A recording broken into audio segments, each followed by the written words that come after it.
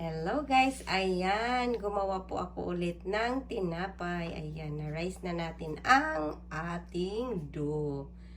At ayan na guys, luto na ang aking bread. Ayan na.